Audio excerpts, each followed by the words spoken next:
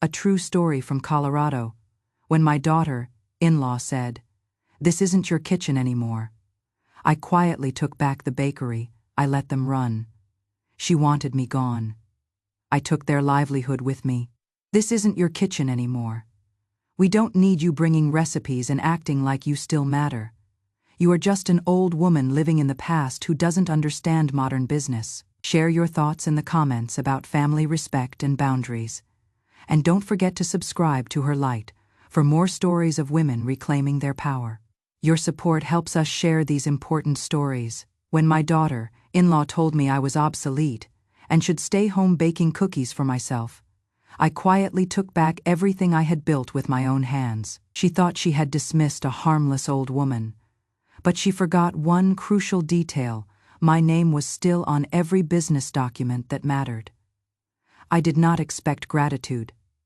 Not really, not after all these years of sacrifice and service, but I thought I still deserved basic human dignity. The morning I walked into Sweet Dreams Bakery, the very establishment I had built from nothing with my late husband Harold, felt like any other crisp October day. The pale autumn sunlight filtered through our stained glass windows, mixing with the warm scent of cinnamon rolls and sourdough that had become the heartbeat of our small Colorado mountain community. I had brought my grandmother's apple strudel, still warm and wrapped in parchment paper, more from decades of habit than any expectation of appreciation. They were gathered around the main workstation.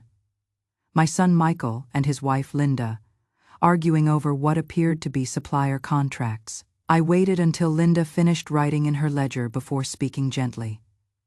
"Honey, I noticed the invoice from Rocky Mountain Flour Company shows nearly double our usual monthly order. I think there might be a billing mistake. You might want to call them before you process payment." Linda didn't even look up from her paperwork. She slammed her pen down with such force that it bounced off the marble counter and clattered onto the floor. When she finally turned to face me, her expression was filled with a venom I had only seen directed at health inspectors during their most rigorous visits. "Oh my God," she barked, loud enough for our 3 morning bakers to hear from the kitchen. "You are seriously questioning our vendor management now." Michael winced visibly, but remained silent, his eyes fixed on the contract in front of him. "I am simply suggesting," I began carefully, still holding the strudel. She cut me off, her voice rising like a fire alarm. "Do you have any idea what it takes to run a modern bakery operation?" she hissed. "Do you know how many regulations we have to follow? How many certifications we need to maintain? How many customer complaints we handle daily?" I opened my mouth, but no words emerged. Linda stepped closer, arms crossed, eyes gleaming with barely contained rage. "Do you know how exhausting it is to pretend that your old-fashioned methods mean anything in today's competitive market?" She spat. "You think because you mixed batter by hand in 1981 that you understand running a business in 2024? The silence that followed felt suffocating. Michael continued staring downward. Our head baker stopped kneading dough. I felt the weight of the strudel growing heavier in my hands. Linda wasn't finished with her tirade. "This isn't your kitchen anymore, Dorothy," she snapped with a theatrical flourish of her arms. "We don't need you bringing recipes and acting like you still matter. You are just an old woman living in the past who doesn't understand modern business."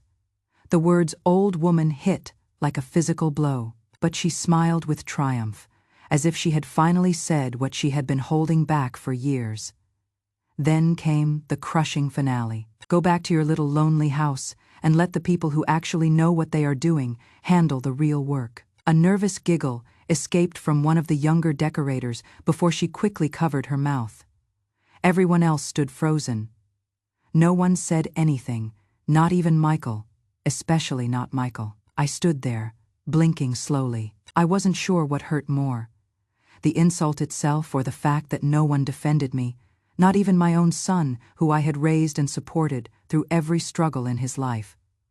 I looked at Michael. He studied the floor tiles. I turned without saying a word, walked past the display cases I had designed by hand, past the cash register where I used to tape candy canes for children, past the employee recognition board I used to update with pride. Not a single person followed me outside. Not a single person thanked me for the apple strudel. I stepped into the parking lot, where the morning sunshine had turned cold and sharp. The mountain breeze pressed against my cardigan, and I realized for the first time in years just how isolated I had become. I did not cry. I did not shout, but something fundamental inside me shifted, quietly and permanently. They thought I was just an elderly woman clinging to memories of better days. But what they forgot, what Linda never bothered to learn, was that while they managed the daily operations, I still held the account that funded everything. I had never removed my name from the business incorporation papers. I had never transferred the deed or the original permits or the master access to the financial systems. I had allowed them to operate. I had given them space to lead and make decisions. I had stepped back gracefully, but I had never stepped away completely. That afternoon, I returned home to my quiet house on Aspen Ridge Drive and retrieved the old filing cabinet from my bedroom closet. It still smelled of lavender sachets and manila folders. The metal drawer slid open with a familiar click, and there it was. My name printed clearly on all the founding documents. My name on the banking authorizations. My name on the LLC registration. And every month for the past 18 years, First National Bank had sent me copies of all statements. I had glanced at them occasionally, trusted that everything was running smoothly. I never questioned anything. But now, I examined them with different eyes. It wasn't just numbers on paper anymore. It was power and leverage they had forgotten. I possessed because I had chosen to remain silent and supportive. I gathered the papers, placed them in a clean folder, and set them on my kitchen table. I looked out the window at the snow, capped peaks beyond my garden, and for the first time in months, I did not feel invisible. I felt awake. They had wanted me gone. Linda had practically screamed it throughout a business I had built with flour, dusted hands, and sleepless nights. Well, if she wanted me gone, she should have remembered whose name was still on every important document, because I didn't leave that day out of sadness. I left because I was finished being tolerated in my own establishment. And I was ready, finally, to remind them exactly who had laid the foundation they stood on. Not with arguments, not with dramatics, but with paperwork, with signatures, with the kind of legal truth you cannot shout over, because, when the foundation shifts, it doesn't always make noise. Sometimes it just moves quietly, and then everything built on top of it begins to crumble. You do not create something like Sweet Dreams Bakery overnight. It took Harold and me 12 years just to break even financially. We started with nothing but a borrowed kitchen, a hand, me, down mixer, and an unshakable belief that people still wanted honest, homemade food. Bread that actually tasted like bread. Pastries that didn't come from a frozen package, and birthday cakes made with real butter and love. Harold managed the business side. I handled the baking and customer relationships. We worked farmers' markets every weekend, across Colorado, through scorching summers and bitter winters. I used to joke that if I sold enough dinner rolls in one weekend, I could finally afford a pair of shoes without holes in the soles. But we grew steadily from the borrowed kitchen to a small storefront lease, from the storefront to our own building with proper ovens and display cases. By the time Michael turned 15, we had a full bakery operation, 3 employees, and a customer base that drove from neighboring towns just to taste my cinnamon rolls. We didn't become wealthy, but we earned enough to stop worrying about monthly rent payments. After Harold passed away suddenly from a heart attack while unloading flour one spring morning, just 2 months before our 40th wedding anniversary, I kept the bakery running. It broke my heart at first. Not just losing him, but having to walk past the workbench he had built, the coffee mug he left in the office sink, the way he used to whistle while counting the daily receipts. I didn't change anything for months. I just operated the place exactly as Harold would have wanted, with the same attention to quality and customer care that had made us successful. Michael was 25 then. He had just returned from 3 years of trying and failing to launch a food truck business with his college girlfriend. When he asked to help with the bakery, my heart soared. I saw it as a beautiful continuation of our family legacy. the son stepping into his father's role. Heritage, tradition, continuity. I thought, finally, someone who will cherish this without needing me to guide every decision. And for several years, it felt exactly like that. Michael was excellent with customers, faster than I was with inventory management. He had ideas about online ordering systems and social media marketing. I didn't always understand the technology, but I encouraged his innovations. He said he wanted to expand the business, modernize our approach. I said yes to everything. And in supporting his vision, I gradually began stepping back from daily operations. First, I stopped coming in every morning, then only a few days per week. Eventually, I was only there for major holidays and tax season, but I never signed over complete ownership. I kept my name on the business registration. I remained the primary account holder for banking purposes. No one ever asked me to remove it, and I never offered to change it. Every month, the bank sent me detailed statements. I barely examined them, trusting that Michael and Linda were handling everything responsibly. Michael managed the front operations and customer service. Linda, after she joined our family, took control of supplier relationships and inventory management. I focused on gardening, reading, and the peaceful retirement. Harold and I had dreamed of sharing in our little house with the mountain view, but I never disconnected entirely from the business. The financial system had been established with me at the center. Everything flowed back to me as the original owner, even if they no longer seemed to notice or care. It wasn't until the evening after Linda's explosion that I began examining the bank records more carefully. The stack of monthly statements had been accumulating in my hall desk for months, mostly unopened. I pulled them out, sat at my kitchen table, and studied them with the reading glasses I rarely needed. Initially, everything appeared normal and legitimate. Equipment purchases, staff, payroll, utility bills. Then I noticed something unusual: a weekly transfer, always the same amount, always labeled operational reserve, but with no corresponding documentation or receipt. I checked back through previous months. It was consistent. Every Tuesday, sometimes split into two separate entries, sometimes transferred as a single amount. Thousands of dollars, systematically moved. I examined the vendor payments next. Bills paid to companies I had never heard of. Generic names, vague descriptions like specialty consulting or business optimization services. They sounded legitimate, but they weren't on our approved supplier list. I investigated further, traced account numbers, referenced the amounts, and that is when I felt it. Not anger initially, but a slow, cold recognition.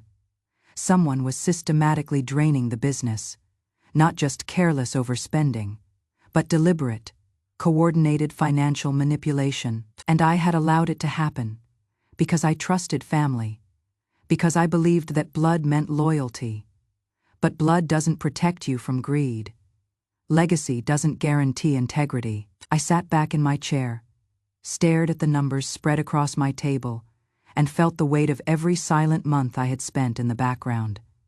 Every time I let Linda dismiss my suggestions, every time Michael avoided eye contact when she spoke rudely to me, every time I told myself it was fine, that I was overreacting. It was not fine, and now I had documentation not just of poor management, but of actual theft. They thought the past didn't matter anymore, but they forgot something crucial. I had never stopped watching, and I still controlled access to everything they had built using my foundation and my name. I didn't call the police immediately. I went to the bank, not the modern branch downtown with the automated tellers and hurried staff, but the original location on Pine Street with the wooden floors and the brass bell above the door that chimed like it belonged in a country store. It felt strange walking back into that building. The last time I had been inside, I was helping Harold apply for our first business expansion loan. The teller was probably 18, then all nervous energy and eager smiles. Now he managed the entire branch. "David Richardson," I said, approaching his desk. "You still remember the cinnamon roll recipe I gave your mother?" He looked up, paused, then broke into a warm, surprised laugh. Dorothy Peterson, he said, shaking his head in amazement. I would recognize that voice anywhere. You promised to make them for your sister's wedding, I said, raising an eyebrow. I remember, he grinned, eyes twinkling. Mom still uses your recipe every Christmas. That is why I still have all my teeth.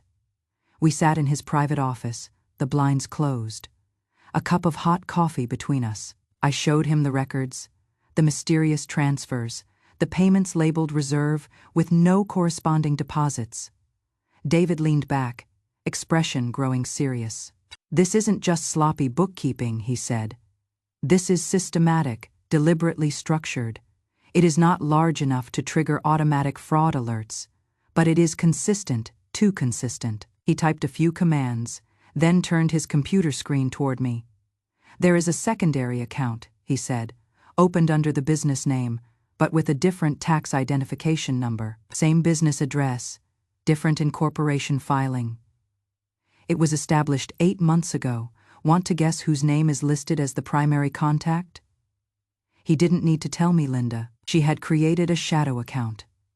I nodded, jaw tightening. She has been siphoning cash, probably from unreported sales or inflated vendor invoices. I have seen supplier names that don't match any approved contractor. They are laundering small amounts, just enough to avoid triggering federal oversight. David looked at me, admiration and sympathy mixing in his expression. You want to freeze it? He asked. Lock down the account? Not yet, I said. Not until I understand the complete scope, because if I act too quickly, she will destroy the evidence. Delete the invoices, create a cover story, and I wasn't interested in revenge. I wanted complete documentation, so I returned home and began my own investigation. Not in the bakery, but in the financial records. I traced payments made to Alpine Business Solutions. Supposedly based in Denver, when I called the listed number, it went directly to a generic voicemail. I searched the business registration, found nothing but a post office box and a website that hadn't been updated in months. Another invoice went to Creative Marketing Partners, which claimed to manage our online advertising campaigns. The amusing thing was, our bakery barely had a website, and Linda had always dismissed digital marketing as a waste of money. That is when the pattern became clear. She was laundering money, moving small amounts through fictitious vendors, possibly operated by friends or accomplices. And Michael, either he was completely oblivious or he was pretending to be. I printed everything, dated it, annotated each payment trail.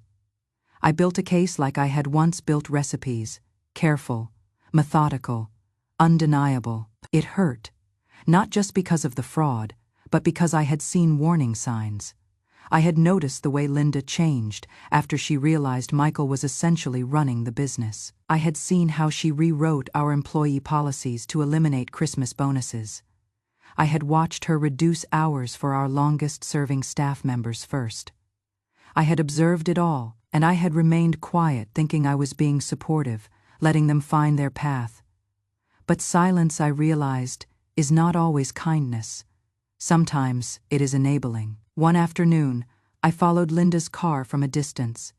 She drove to a small shopping center in the next town, parked outside a boutique I didn't recognize. She went inside, stayed 15 minutes, came out with a small envelope. I waited until she left. Then I went inside. The woman behind the counter smiled pleasantly.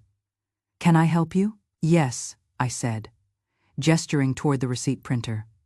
Can I see your vendor records for Creative Marketing Partners? She froze completely. I am sorry, I smiled, gentle but firm. Don't worry. You will not be in trouble. I just need to confirm whether it is a legitimate business or just a name your friend uses when she needs to transfer money quietly. The woman didn't respond verbally, but her eyes told me everything I needed to know. That evening, I sat on my front porch with the file folder in my lap and the mountain breeze rustling through the aspen trees. It wasn't anger that filled me. It was determination. I didn't need to shout. I didn't need to embarrass them publicly. I just needed to finish documenting the truth, because what Linda had constructed was built on lies, and I had found the key to unraveling it all. The first person I contacted wasn't the Internal Revenue Service. It was Patricia. She used to come into the bakery every Friday morning, years ago, always dressed in a charcoal gray business suit, always with a briefcase and a precise order for 2 blueberry muffins and black coffee. She told me once that she admired how I conducted business, professionally, ethically, without drama. Back then, she was a junior associate at a downtown law firm. Now, she had her own practice. I still had her business card tucked in my recipe box on the kitchen counter. Patricia Williams speaking? Still keeping people out of legal trouble? I asked. A pause, then warm laughter. Dorothy? Dorothy Peterson. Are you calling me to finally sue that neighbor about his barking dog? I am calling because I need to act quickly, I said, and because I need someone I can trust completely. By the end of the week, we were sitting in her office, a cup of herbal tea between us. My folder of documents spread across her polished oak desk. She reviewed everything methodically: bank statements, vendor trails, the fictitious suppliers, Linda's shadow account. When she reached the notarized business documents with my name as founding owner, she smiled. You have them completely cornered, she said. I don't want a lengthy court battle, I replied. I just want to reclaim what I created. She nodded approvingly. Then here is our strategy. We spent 3 hours developing a plan. Step 1. Freeze the shadow account. Patricia filed an emergency notice through the bank's legal department, citing misuse of business identity and unauthorized financial activity under the parent corporation. David, the branch manager, processed the request personally. Step 2. Withdraw the operating capital. I transferred every penny from the primary business account, $47,300 in total, and moved it to a secured trust account under my sole control. It was completely legal and legitimate. I owned the company. I was simply protecting assets. Step 3. Demand a comprehensive independent audit. Patricia drafted the letter with surgical precision. We sent it by certified mail, email, and for good measure, fax. Step 4. Alert the Colorado Department of Revenue to potential tax irregularities tied to the shadow vendor network. We didn't make accusations. We simply pointed out discrepancies. That was sufficient to trigger an investigation. By Tuesday, everything was in place. I went home, made myself a cup of chamomile tea, and waited patiently.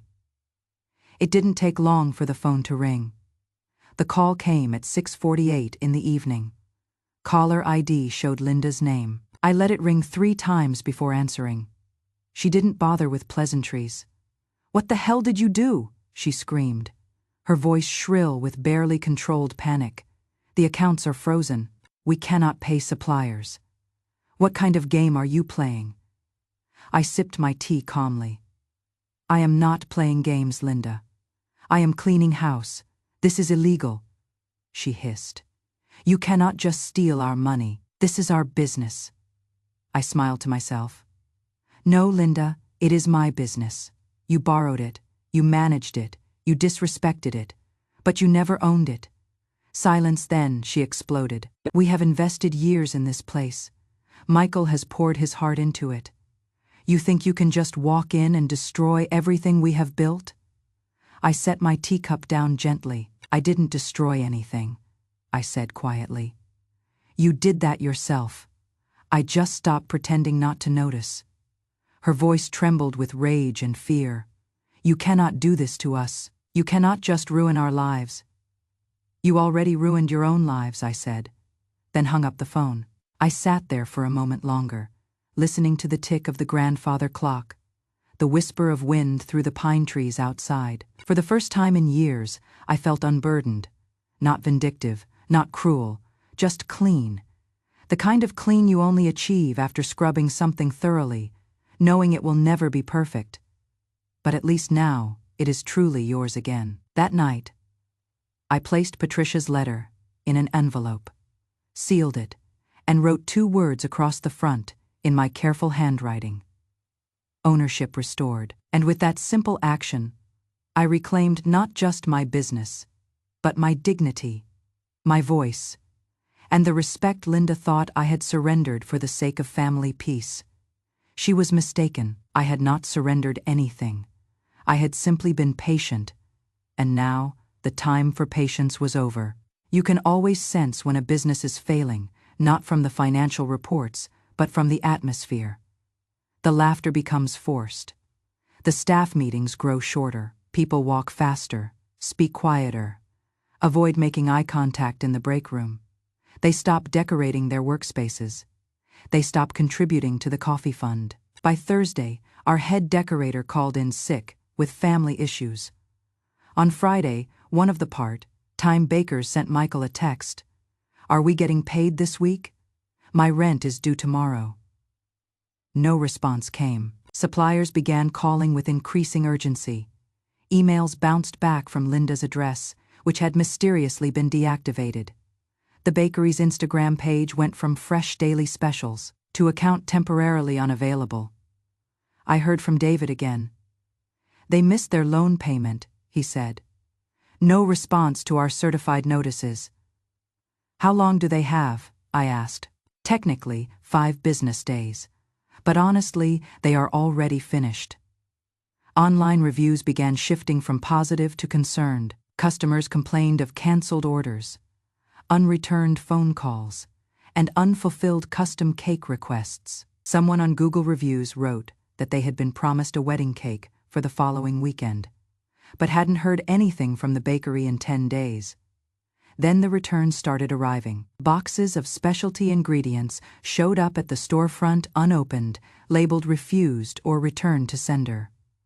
There was no staff available to process them. Linda had cut everyone's hours to save money, and most employees had simply stopped showing up entirely. By Monday, Michael appeared at my front door. He didn't knock immediately. He just stood in my driveway, hands shoved deep in his jacket pockets, like he was still deciding whether to approach. I opened the door before he could raise his hand. "Hi, Mom," he said. His eyes were red, rimmed, exhausted, the same eyes he had as a child when he would come home with scraped knees, trying to hide his tears. I said nothing, just waited. He stepped inside slowly, like a man entering a church he hadn't visited in decades. "Mom," he began, then stopped. The words seemed to stick in his throat. I continued waiting. "We are completely ruined," he said finally. "Linda's trying to negotiate with new suppliers, but nobody will work with us anymore. They think we are financially unstable." He looked at me with desperation. "Mom, why are you doing this? We are family. We are your family." I didn't answer immediately. I walked to my dining room table, opened a drawer, and pulled out a worn manila folder, creased and yellowed from years of handling. I handed it to him.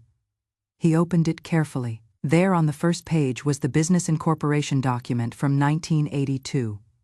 My name, written in black ink, Dorothy L. Peterson, founder and principal owner. He stared at it for a long time, his face going pale. "I never changed it," I said quietly. "You never asked me to, you just assumed." He looked up, his voice barely a whisper. "But we worked so hard. We put everything into this place." "You worked hard," I agreed. "But you built on a foundation you didn't create. And then you allowed Linda to tear down everything your father and I sacrificed to build." He shook his head, voice cracking. "She didn't mean to hurt you. She is just passionate about success." She meant every word she said to me in that bakery. I interrupted, gently but firmly. "You both did, and that is your choice. You are adults. You wanted control. You had it." I folded my hands and looked at him directly. "But control comes with consequences. You cannot disrespect the foundation and still expect the building to stand." Michael looked like he wanted to defend himself. Maybe explain, maybe apologize. But the words never formed. He looked down again at the paper. The ink that time and neglect had not erased, and I could see the realization dawning on him, the truth. Not just that he had lost the business, but that he had never truly understood what it meant to own something, to protect it, to honor it, to preserve it. He left 2 hours later, walking slower than he had arrived. He didn't take the folder with him. He just placed it carefully back on the table and walked away. Shoulders slumped, hands empty, and I sat alone in my quiet house, watching the sun set behind the mountains. The silence no longer felt cold, but peaceful, because sometimes what falls apart was never built strong enough to last in the first place. There is a phone number I hadn't dialed in over 20 years. It still lived in my address book, written in faded ink beside the name Robert Chen. Mountain View Bakery, old competitor, old friend.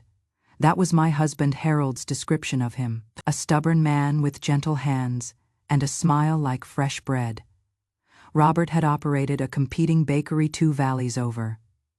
Back in the early days, we competed for everything. Price wars, supplier contracts, who had the better Valentine's Day promotions. But we never truly disliked each other. Just 2 aging bakers working the same mountain roads from different directions. Linda had once called him irrelevant, said his storefront looked like something from the 1950s and smelled like old flour. She laughed at how he still used handwritten order forms and kept paper receipts. The ironic thing was, Robert's business had survived 4 economic downturns. Never flashy, but always honest. I remembered that, so I called him. He answered on the 3rd ring. Mountain View Bakery, Robert speaking. This is Dorothy Peterson. A long pause. Well, I will be damned, he chuckled. To what do I owe the honor of a call from my oldest competitor? I smiled. I am about to offer you the deal of a lifetime. By Friday, we were sitting across from each other at Millie's Diner, the same booth where we used to meet annually to discuss territory boundaries and wholesale prices. Robert looked older, certainly, but he still had the same warmth in his eyes. The kind of man who didn't need complicated contracts, just fair terms and a firm handshake. I slid the folder across the scarred wooden table. Inside, complete ownership documents, trademark registration, supplier contracts, transfer paperwork, all pre-signed by me. He leafed through everything, eyebrows rising steadily. You are selling the whole operation? He asked, not hiding his amazement. I am, I said, with 2 conditions. What are they? First, no member of my family is to be hired, consulted, or contracted in any capacity whatsoever. No Michael, no Linda, not even my nephew if he shows up with a resume. He nodded slowly. Second condition? You keep the bakery name, but change the tagline. I pulled out a slip of paper and handed it to him. He read it aloud carefully, built on integrity. He looked up, his mouth twitching into something like respect. You always were the quiet type, with the sharpest insights, he said. No insights, I said softly. Just standards. Robert tapped the folder thoughtfully. Everything looks solid. Business fundamentally sound. Temporarily distressed, I admitted. But the foundation is strong, the equipment is excellent. The customer base is loyal if you win them back with honesty. He didn't hesitate. I will transfer the full amount by Wednesday. He was true to his word. By Thursday morning, Patricia called to confirm the sale was complete. By Friday, Linda received the formal notification by certified mail. I imagined the moment. Her at the kitchen table, tearing open the envelope with her manicured nails, reading the words, as of this date, your authority to act in any managerial or executive capacity within Sweet Dreams Bakery has been terminated due to complete transfer of ownership. Please vacate the premises by 5 p.m. Monday. It wasn't personal. It was contractual. It was professional. It was simply finished. I didn't watch her reaction, didn't seek confrontation, didn't gloat. But I did visit the bakery that Friday evening, just as the autumn sun was setting behind the peaks. Robert was already there, clipboard in hand, directing 2 workers in matching aprons. The display cases were being restocked. A fresh coat of paint brightened the entrance. The handwritten "closed for renovation" sign had a note beneath it, reopening soon with the values you remember. I stepped inside, and Robert nodded respectfully. "Figured you might stop by," he said. I nodded. "Just wanted to see the place one final time." He gestured toward the back wall. A new plaque was already being mounted beside the cash register. It read, "Dorothy's Legacy," honoring the woman who built this with her own hands and her unwavering principles. I stared at it, unable to speak for a moment. Robert studied his clipboard, clearing his throat, like he hadn't just honored me more than my own family ever had. "Figured customers should know where the real foundation came from," he said. I blinked, swallowing emotions I hadn't expected. "Thank you," I managed. He nodded. "Thank you for keeping the ovens warm, for knowing when to pass the torch before everything burned down." I left quietly, with the mountain sunset behind me, and no one calling my name. But that night, as I sat on my porch with the crickets, singing and my tea still warm enough to hold, I realized something profound. Linda had wanted me gone, and now she was, not through cruelty, not through vengeance, but by the same quiet determination that had once built every recipe in that bakery. The hands that now passed the keys to someone who still believed in keeping promises, counting every penny and never ever biting the hand that built the ladder. Robert would do wonderfully. And as for me, I had already begun building something else, something quieter, gentler, completely mine, because the truth is, it was never about punishing them. It was about preserving what mattered and passing it on. Not to blood, but to integrity. The silence came like peace. After everything settled, I found my rhythm in the old house on Aspen Ridge Drive. The one Harold and I bought when we were still dreaming. When we thought retirement meant gardening and reading, not depositions and bank audits. It was a modest place. 2 bedrooms, creaky floors, the scent of cedar in the closets. But it had a deck with a view of the Continental Divide and a kitchen that caught the morning light perfectly. And most importantly, it had tranquility. I spent my mornings tending to my vegetable garden, my afternoons reading historical novels, and my evenings listening to classical music while working on quilts I had started decades ago. It was the kind of life I used to think required decades of struggle to earn. Now I understood it had been waiting for me all along. I just needed to claim it. Robert's version of the bakery found its footing quickly. Word spread throughout the community that authentic values had returned, even if not in person. Customers came back, not for gimmicks or social media promotions, but for something increasingly rare these days. They said it felt like the old days when I ran things. That meant more to me than any profit report. One morning, I was pruning my herb garden when my neighbor approached, tablet in hand. "Have you seen this yet, Dorothy?" I shook my head, wiping soil from my hands on my gardening apron. She turned the screen toward me. Local newspaper headline, prominently displayed, "Longtime family bakery sold amid allegations of financial irregularities." No specific names were mentioned, no direct accusations, just enough detail for anyone who had ever bought our bread to understand the situation. The photo showed the storefront, fresh paint, new management under Robert's leadership. But the reader comments told the real story. I always wondered what happened to the lady who started that place. Heard the daughter-in-law was cooking more than just the books, glad to see honest business practices back. I didn't celebrate, but I also didn't look away. Because sometimes the dignity we protect in silence eventually finds its voice through the community. On its own terms, a few weeks later, I learned through Patricia that Linda had been flagged in a state audit. 4 years of questionable filings, dubious deductions, unreported cash transactions. She might face back taxes, Patricia explained. Possibly criminal charges if she contests the findings. I didn't ask for details. I didn't need to know more. There was nothing left for me to do. No more investigating. No more confronting. No more explaining.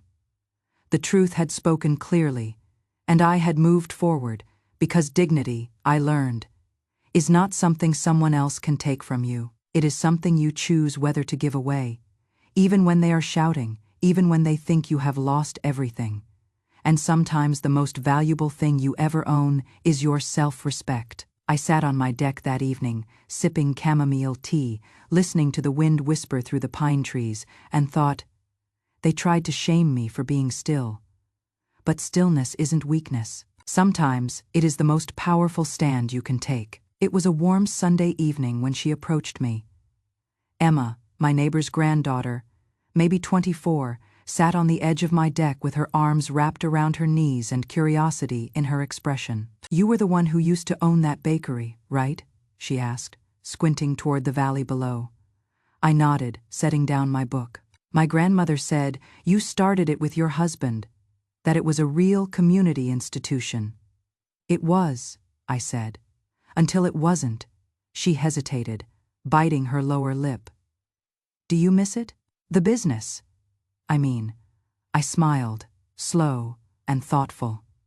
"I miss the people, the conversations, the feeling of creating something meaningful. But I don't miss the stress, the kind that comes from people who don't understand what you have built, but still feel entitled to tear it down." Emma tilted her head thoughtfully. "It is just, you don't seem bitter after everything that happened." "Bitterness is poisonous," I said. "It corrodes the container it lives in. I have carried enough pain in my life. I am not about to let someone else's choices weigh me down." She was quiet for a moment. Then I shared something no one ever told me when I was her age. People think old age makes you fragile, but it doesn't. It makes you wiser. It makes you remember. Remember what? "Everything," I said. "Who helped? Who watched? Who smiled while cutting deep? We are not weak, Emma. We are just patient longer. But when we act, we don't forget the truth." Later that night, after she left, I went inside and opened the drawer in my writing desk. Inside was the final contract, the sale agreement with Robert. My name still appeared at the top in bold letters. Below it, signatures and terms. My conditions clearly stated, my boundaries respected. I touched the paper once, then folded it carefully and returned it to the envelope. There was no bitterness, only closure. These days my evenings are filled with gentler sounds. The rustle of aspen leaves, the slow turning of pages in a good book, the distant sound of a baseball game on the radio. No arguing, no slammed doors, no one calling me irrelevant. There is peace. And when I pass the mirror in the hallway, I sometimes see the woman I used to be. The one who stayed quiet, who excused disrespect, who thought survival meant making herself smaller. I acknowledge her. I thank her, because she endured long enough to become this woman. The one who stood up, even if it took her 72 years. Now I live on my own terms, not dramatically, not loudly, but completely. And when people ask me what happened, why I left, how I could give up the business, I say the same thing every time. She wanted me to disappear, so I helped her disappear from the business I built. And I kept my dignity, along with enough retirement savings to live quietly, without anyone's pity. Thank you for listening, dear ones. If this story reminded you of your own silence, your own patience, or your own quiet strength, then remember, dignity doesn't make noise, it just endures. And when the moment comes, it stands tall, even if it is wearing comfortable shoes and has silver in its hair. Here at her light, we don't shout, we remember. We tell it honestly, just as it happened. For every woman who gave everything and was told she still wasn't enough, this is your place at the table. So if this story touched something in you, subscribe to her light. Because when a grandmother finally speaks, the truth doesn't whisper. It resonates.